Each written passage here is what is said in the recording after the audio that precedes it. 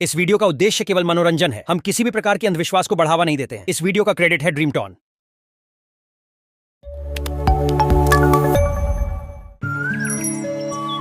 रुद्रपुर गांव के एक छोटे से घर में चंदू अपने बेटे पप्पू और पत्नी मीना के साथ रहता था।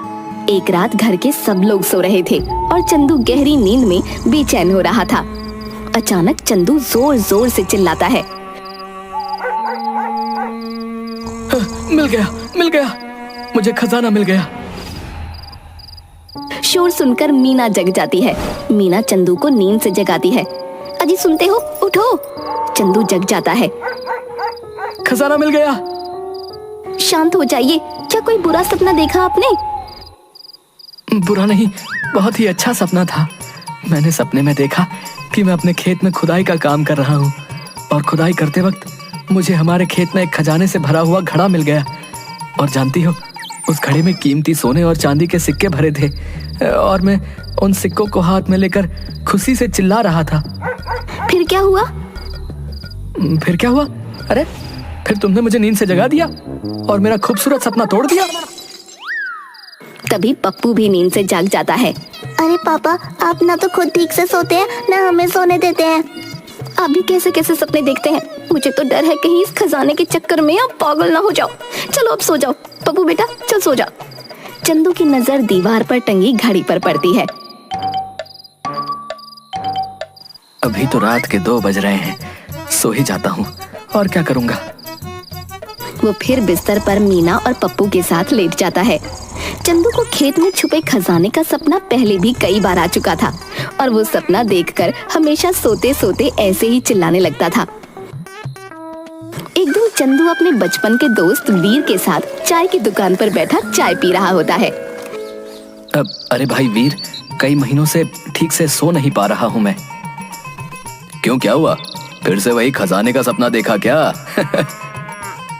हाँ यार, फिर वही खजाने का सपना। कुछ समझ नहीं आ रहा है यार भाई, लेकिन लगता है मुझे जरूर कोई बड़ा जैकपॉट मिलने वाला है।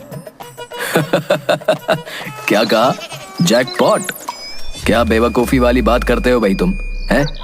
चुपचाप कोई काम धंधे पर लग जा, समझा? ऐसे अचानक किसी को कुछ नहीं मिलता। तेरे बापू को मरे 6 महीने गुजर गए हैं। तो खुद सोच, जब से तू अपने परिवार को लेकर शहर से वापस गांव आया है, तूने कोई काम धंधा नहीं किया। सारा दिन इधर उधर घूमता रहता है बस। हाँ भाई, अच्छा याद दिलाया यार तूने। चल 2000 रुपए उधार दे दे यार। तेरे सारे पैसे एक बार शहर गया तो कमा के चुका दूंगा। हाँ ठीक है, यही बोल बोल के तू पिछले 6 महीने से मुझसे उधार लिए जा रहा है। खैर चल ले ले, तू मेरे बचपन का जिगरी यार है, तो तेरे लिए कुछ भी कर सकता हूँ। अरे यार भाई, तू तो जानता ही है कि मुझे ये खेती का काम करना कभी पसंद नहीं था यार। मैं तो हमेशा से शहर में रहना चाहता था, लेकिन आज मजबूरी में मुझे वापस आना पड़ा। चंदू शहर में नौकरी करता था और उसका परिवार वहीं उसके साथ रहता था। चंदू के पिता गांव में रहते थे। पिता ने उसको बहुत समझाया, लेकिन उसे तो सिर्फ शहर की चमक दमक दिखती थी। उधर घर पर मीना बर्तन साफ कर रही होती है। चंदू थैले में सब्जियां लेकर घर आता है। ये लो, तुमने जो कुछ बोला था सब ले आया हूँ। पैसे कहाँ से मिल गए तुम्हें? तुम्हारे पास तो पैसे नहीं थे। अरे बाजार में वीर मिल गया था, उसी से उधार लिए। शहर से कमा के सब कर्जा एक ही बार में चुका दूंगा। तुम फिक्र क्यों करती हो? कितनी बार बोला है, अपनी ढेर सारी खेती है, उसी में कुछ काम करो। शहर जाके दूसरे की गुलामी करने से अच्छा है अपना अपना काम कर लो। लेकिन तुम हो कि सुनते ही नहीं। बस हर समय शहर जाने की धुन और दूसरा खेत में छुपा खजाना। तुम्हारे दिमाग में तो बस यही 2 चीजें चलती हैं। मुझे तो लगता है एक दिन इसी चक्कर में तुम पागल हो जाओगे। तभी चंदू का चचेरा भाई सुरेश अपनी मोटर बाइक लेकर चंदू के घर आता है और उसे आवाज देता है, चंदू, ए चंदू। अरे सुरेश भैया, आप तो बड़े बदले बदले लग रहे हैं। कोई लॉटरी लग गई है क्या? अरे नहीं, मुझे बाबा भैरवनाथ की कृपा से नौकरी मिल गई है। बाबा भैरवनाथ? हाँ, बाबा भैरवनाथ। अरे बड़े ही पहुंचे हुए ज्ञानी बाबा हैं। तुम्हारी अंतरात्मा के भीतर की सारी बातें जान लेते हैं। क्या तुम सच कह रहे हो? अरे बिल्कुल सच कह रहा हूँ, भला मैं तुमसे झूठ क्यों बोलूंगा? क्या तुम हमें बाबा भैरवनाथ से मिलवा सकते हो? अरे क्यों नहीं, जरूर मिलवा दूंगा। हाँ सुरेश भैया, अगर आपके बाबा भैरवनाथ इतने ही ज्ञानी हैं तो इन्हें जरूर मिलवा दीजिए, वरना या तो ये मुझे पागल कर देंगे या खुद पागल हो जाएंगे। अब क्या बात है मीना भाभी, आप भला ऐसे क्यों बोल रही हैं? अपने भाई से ही पूछ लीजिए, दिन रात सिर्फ 2 चीजों की धुन है। एक तो शहर जाना है और दूसरा खेत में छुपे खजाने के बारे में पता करना है। न दिन में चैन लेने देते हैं, न रात को चैन से सोने देते हैं। हम तो बड़े दुखी हो गए भाई आपके भाई से। सुरेश, तुम अपनी भाभी की बातें मत सुनो, मेरी बात सुनो। ये बताओ कि तुम जल्द से जल्द मुझे वो बाबा जी से कब मिलवा सकते हो भाई? अरे नेक काम में देरी कैसी, कल ही चलते हैं हम बाबा भैरवनाथ से मिलने। दूसरे दिन चंदू, मीना और सुरेश सभी बाबा भैरवनाथ की कुटी में एक साथ बैठे होते हैं। बाबा प्रणाम। बाबा ये चंदू है, मेरे ताऊजी का बेटा, और ये इनकी पत्नी मीना है। ये दोनों आपसे मिलना चाहते थे। बड़ी उम्मीद लगाकर आपके पास आए हैं बाबा। इन पर अपनी कृपा का हाथ रखिए। ठीक है बच्चा, बताओ क्या जानना चाहते हो? बाबा जी, मैं ना कई महीनों से सो नहीं पाया हूँ। बाबा, मैं कई महीनों से अपने खेतों में कोई खजाना मिलने का सपना देख रहा हूँ।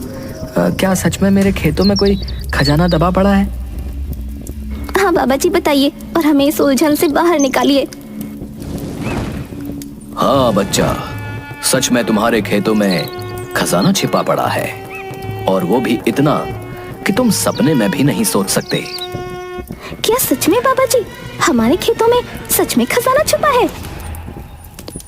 हाँ बच्चा, सच में तुम्हारे खेतों में खजाना छिपा पड़ा है। तो बाबा जी, वो छुपा हुआ खजाना हमें कैसे मिलेगा? सब्र रखो बेटा, बताता हूँ। बाबा अपने सामने जल रहे यज्ञ में मंत्र पढ़ते हुए भभूति डालते हैं। सभी की नजर बाबा पर होती है। बेटा, तुम्हें अपने खेत में हल चलाने होंगे, खेतों में बीज बोने होंगे, और जब फसल पक के तैयार हो जाए तो मेरे पास आना। फिर मैं तुम्हें बताऊंगा खजाना मिलने का उपाय। आपने जैसा कहा है बाबा जी, मैं बिल्कुल वैसा ही करूंगा। बस मुझे खेतों में छुपा हुआ वो खजाना मिल जाए बस। वो खजाना तुम्हारे खेतों में है, इसलिए उस पर सिर्फ तुम्हारा हक है, और तुम्हें वो जरूर मिलेगा। बस तुम्हें सब्र रखना होगा बेटा। बाबा भैरवनाथ की जय, बाबा भैरवनाथ की जय। बाबा भैरवनाथ की बात सुनकर सभी बहुत खुश थे। चंदू और मीना बार बार सुरेश को धन्यवाद दे रहे थे। सुरेश भाई, तुम्हारा बहुत बहुत शुक्रिया। मैं तुम्हारा ये एहसान कभी नहीं भूलूंगा। इसमें एहसान कैसा, भाई भाई के काम आता है। आज तुम्हारी वजह से मुझे बाबा तक आने का रास्ता मिला, और बाबा से उस छुपे हुए खजाने तक जाने का रास्ता मिला है। जिसकी किस्मत में जो होता है उसे वो जरूर मिलता है। बस हमें ऊपर वाले पर भरोसा करना चाहिए। आप बिल्कुल ठीक कह रहे हैं सुरेश भैया। अब हमारे दिन भी अच्छे हो जाएंगे, फिर मुझे कुछ करने की जरूरत नहीं पड़ेगी। हम आराम से शहर जाकर वहां की सुख सुविधाओं के साथ रहेंगे। चंदू अपने खेतों में ट्रैक्टर से जुताई करता है। मीना और चंदू दोनों खेतों में बीज बोते हैं। दोनों मिलकर खेतों में बहुत मेहनत करते हैं। एक रात मीना चंदू और पप्पू को थाली में खाना परोस कर देती है और बोलती है, देखते ही देखते आज न जाने कैसे 4 महीने गुजर गए। अब वो दिन दूर नहीं जब बाबा हमें खजाने के बारे में बता देंगे और हमारे दिन बदल जाएंगे। हाँ पापा, तब आप हमें कार में घुमाएंगे ना? हाँ बेटा, हम उन पैसों से नई कार लेंगे और गांव वालों पर खूब रौब झाड़ेंगे। फिर शहर चले जाएंगे और हमेशा के लिए वहीं रहेंगे। सभी एक साथ हंसते हैं। बहुत जल्द चंदू और मीना अपने खेतों में पूरी तरह से तैयार फसल के बीज खड़े होते हैं। उन दोनों के चेहरों पर मुस्कान होती है। चलो कल बाबा के पास चलते हैं और उनसे खेतों में छुपे खजाने का पता लगाते हैं। क्या सच में तुम्हें अभी भी किसी और खजाने की इच्छा है? मुझे तो हमारे खेत में ये लहलहाती फसल ही असली खजाना लगता है। लगता तो ऐसा ही है, लेकिन खेतों में छुपा सचमुच का खजाना। चंदू बोलते बोलते चुप हो गया और प्यार भरी आंखों से अपने खेतों को देखने लगा। दूसरे दिन चंदू और मीना बाबा भैरवनाथ के पास जाते हैं। बाबा भैरवनाथ की जय हो, बाबा भैरवनाथ की जय हो। बाबा जी, आपने जैसा कहा था हमने वैसा ही किया। तो बच्चा, तुम्हारे खेतों में फसल पक के तैयार है। हाँ बाबा जी, खेतों में फसल लहलहा रही है। बच्चा, कैसी फसल हुई है तुम्हारे खेतों में? बाबा जी, फसल तो बहुत अच्छी हुई है। खेत तो ऐसे चमक रहे हैं जैसे सोने के सिक्के। क्या बोया था तुमने अपने खेत में? जी बाबा जी, मैंने गेहूं की खेती की थी। तो गेहूं के दाने कैसे हैं? बाबा जी, सोने जैसे पीले, चमकदार और बड़े बड़े। तो तुम्हारा मतलब है कि तुम्हारे खेतों में गेहूं नहीं, बड़े बड़े सोने के दाने हुए हैं। जी बाबा जी, बिल्कुल सोने जैसा चमक रहा है खेत। अच्छा, ये बताओ कि मेरे पास से वापस जाने के बाद क्या तुमने फिर कभी छुपे खजाने का सपना देखा? नहीं बाबा जी, मैंने तो वो सपना दोबारा नहीं देखा और मैं उसके बारे में भूल भी गया। बच्चा, ये तो बहुत बड़ी गड़बड़ हो गई। कैसी गड़बड़ बाबा जी? क्या बात है, आप थोड़ा परेशान दिख रहे हैं। तुमने पिछले 4 महीनों से एक बार भी उस छुपे खजाने का सपना नहीं देखा।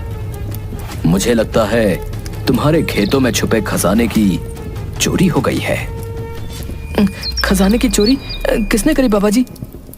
तुमने अपने खेतों में खजाना होने की बात किस किस को बताई थी? ये बात तो बाबा जी पूरे गांव को पता है। फिर तो जरूर किसी ने तुम्हारा खजाना चुरा लिया। कहीं वीर ने तो नहीं खजाना चुरा लिया? वीर?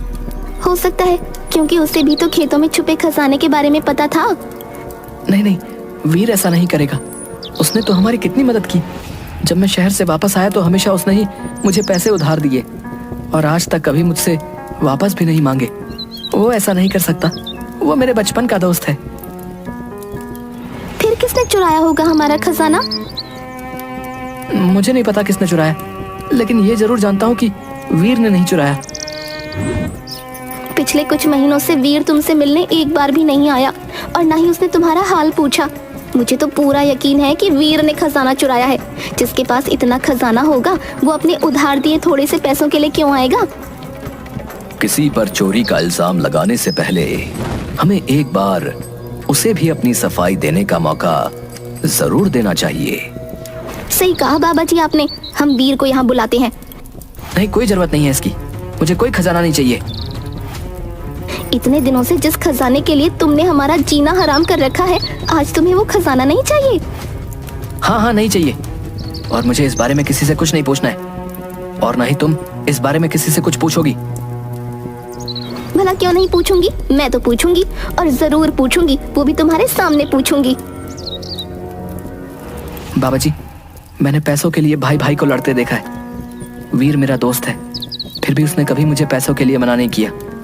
जब मैं अपने पिताजी को छोड़कर शहर चला गया तो उसने ही एक बेटे की तरह हमेशा मेरे पिता का साथ दिया। और उनके जाने के बाद जब मैं शहर से वापस आया तब मेरे मांगने पर हर बार उसने मुझे पैसे दिए, जबकि वो जानता था कि अगर मैं एक बार शहर गया तो कभी वापस नहीं आऊंगा। शायद फिर भी उसने हमेशा मेरी मदद की। फिर हमारा खजाना कहाँ गया? नहीं चाहिए हमें कोई खजाना। मैं अपने खेतों में काम करूंगा और मेहनत करके तुम्हारे लिए सचमुच का एक खजाना बनाऊंगा। सही कहा बच्चा तुमने। ये फसल ही हमारी मेहनत का फल है। हम इस धरती को अपने खून पसीने से सींचते हैं और बदले में ये धरती हमें फल देती है। बेटा, यही तुम्हारा असली खजाना है।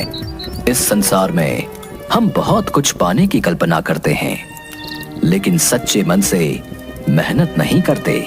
खैर, आज मुझे खुशी है कि तुमने मेहनत की और उसका फल तुम्हें मिला। वो सब तो ठीक है, लेकिन हमारा खजाना? तुमने फिर खजाने की बात की? हाँ, मैंने खजाने की बात की और मुझे वीर से पूछना ही होगा कि हमारा खजाना कहाँ छुपाया है उसने। इतना कहकर मीना ने बाबा जी की दाढ़ी और मूंछ उनके चेहरे से हटा दी। वीर और बाबा जी? सब जोर से हंसने लगे। मुझे माफ करना मेरे दोस्त, लेकिन हम सब तुम्हारे खेत में छुपे खजाने और शहर जाने की बात से परेशान हो चुके थे। मैंने और भाभी ने तुम्हें कितना समझाया, लेकिन तुम्हें किसी की बात समझ नहीं आ रही थी। इसलिए हम सब ने मिलकर तुम्हें असली खजाने तक पहुंचाने का ये रास्ता ढूंढा। चंदू अपने दोस्त के गले लगता है। मुझे माफ कर दो मेरे भाई, असली खजाना क्या होता है ये समझने में मैंने बहुत देर कर दी। हाँ, देर तो तुमने कर दी, क्योंकि तेरे पिताजी हमेशा तुझे इस खजाने से मिलवाना चाहते थे, लेकिन ऐसा नहीं हुआ। पर मुझे खुशी है कि उन्होंने जो सपना तेरे लिए देखा था, आज तूने अनजाने में ही सही पर उसे पूरा किया है। वो हमेशा तुझे तेरी मेहनत किए हुए लहलहाते खेत के बीच में खड़ा देखना चाहते थे। आज वो जहां भी होंगे तुझे